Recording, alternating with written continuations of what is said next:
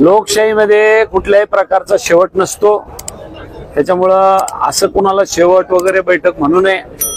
आपण म्हणले त्याच्यात आपण थोडी दुरुस्ती करून घेऊ. तुमचा मित्र परत पालकमंत्री होणार असं त्यांना म्हणायचंय? नाही, ते त्यांनी सभेतच सांगितलं मी पुन्हा येईल म्हणून.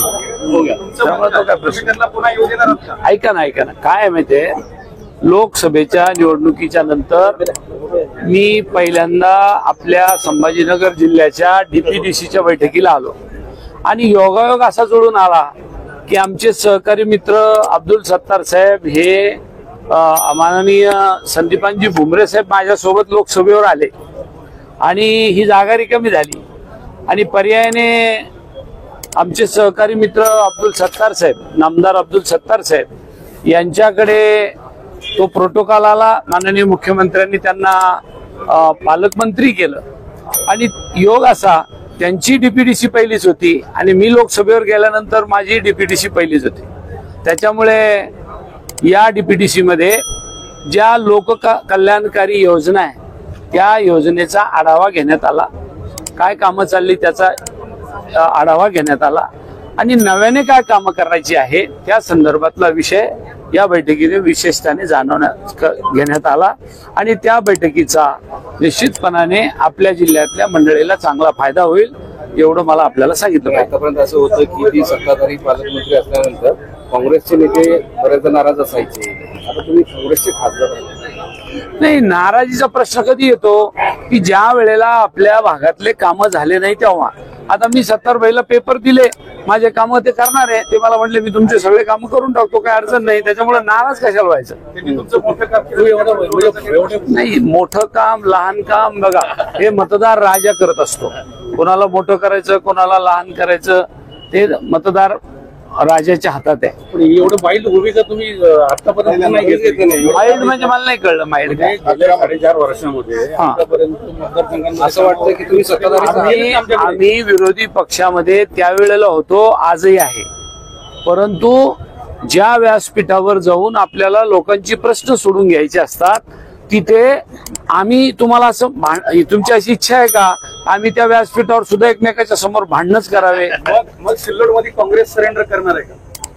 हे बघा, तुम्ही परत वेगळ्या विषयावर न्यायला लागले. DPDC मध्ये विकास कामामध्ये वेगळा विषय आहे आणि राजकारणामध्ये ज्या वेळेला त्या मतदारसंघामध्ये आपापल्या पक्षाचे उमेदवार लढवायचं काम पडेल त्यावेळेला निश्चितपणाने आम्ही त्यांच्या विरोधात. एकमेकांना भांडणं झालेली आहेत, एकमेकांवर धावून गेलेले आहेत. विधान एवढं शांततेत कसं मला DPDCच्या मीटिंग मध्ये मी पहिल्यांदा आलो आणि माझे पेपर सबमिट केले.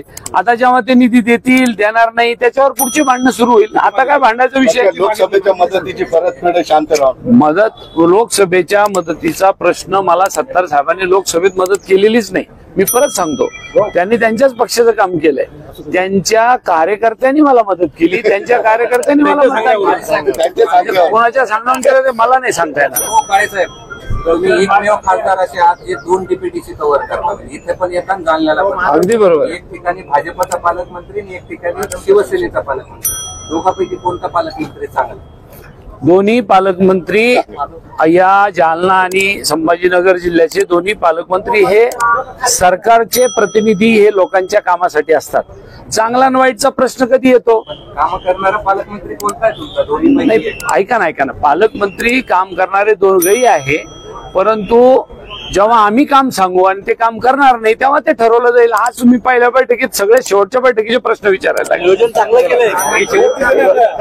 नाही, ही बैठक शेवटची नाही. ही बैठक मी पालकमंत्र्याला सूचना केली, विनंती केली की याच्यानंतर आचारसंहिता लागायच्या अगोदर पुन्हा एक बैठक घ्यावी की जेणेकरून आपल्या शासकीय योजनेचा आढावा घेऊन ज्या काही लोक कल्याणकारी योजना अपूर्ण राहिल्या असतील त्या पूर्ण व्हाव्या आचारसंहिता लागायच्या अगोदर. आणि मला तुम्ही ज्या मूळ प्रश्नाला बगल देऊ लागले, तुम्हाला जे प्रश्न पाहिजे होते बातमी द्यायला तेवढ्यावरच बोलू नका. या जिल्ह्याचा सगळ्यात महत्वाचा प्रश्न होता तो म्हणजे कन्नड घाटाचा, नॅशनल हायवेचा. त्या विषयावर आम्ही एकत्रित आलो आणि त्यांना सांगितलं की आपल्याला पालकमंत्र्याच्या सोबत आम्ही सगळेजण केंद्रातल्या मंत्री गडकरी साहेबांच्याकडे जाऊन आपल्या राज्याचा आपल्या जिल्ह्याचा जो कन्नडचा प्रश्न आहे त्याचं काय करायचं आहे त्याच्यावर या बैठकीमध्ये उहापोह झाला. जरी कोर्ट कचेऱ्या झाल्या असल्या तरी शेवटी शासनाला त्याच्यातून काही ना काही मार्ग काढला पाहिजे. आजच्या मितीला तो घाट बंद आहे, वाहतूक दुसऱ्या बाजूने वळवली जाते. आपल्या जिल्ह्यातल्या अनेक भागाच्या अनेक लोकांचे, व्यापाऱ्याचे, शेतकऱ्यांचं नुकसान होतंय. म्हणून त्या विषयावर सुद्धा आम्ही एकत्र येण्याची भूमिका घेतलेली आहे. असे अनेक प्रश्न आहे त्याच्यावर आम्ही एकत्र आलोय.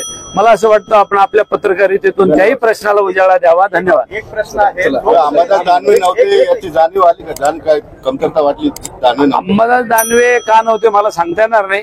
त्यांना विचारलं तर बरं होईल. त्याच्यामुळे शांत झालं. नाही, त्यांना विचारलं तर बरं होईल. शांत बैठक आणि साहेब, त्याच्यामुळे शेवटचा प्रश्न, लोकसभेची परतफेड विधानसभेला करणार आहात? मला नाही कळू लागलं तुमचं काय म्हणणं आहे. जरा फोडून सांगाल का? मंत्री अब्दुल सत्तार यांनी तुम्हाला मदत केली लोकसभेला. अहो, 70 महिला मी मदत करायचा काय प्रश्न येतो मला कळेल ना. त्यांचा पक्ष वेगळा, त्यांची महायुती वेगळी, माझा महाविकास आघाडीचा प्रश्न वेगळा. तुम्ही कितीही मला अडचणीत आणा ठरवलं तर मी अडचणीत येणार नाही. काळजी करू नका. कार्यकर्त्यांनी तुमचं काम केलं लोकसभेमध्ये, तशी तुमचे कार्यकर्ते परत त्यांच्या माझ्या कार्यकर्त्याला ते विचारतील तेव्हा सांगतील. आज काय. थँक्यू, धन्यवाद.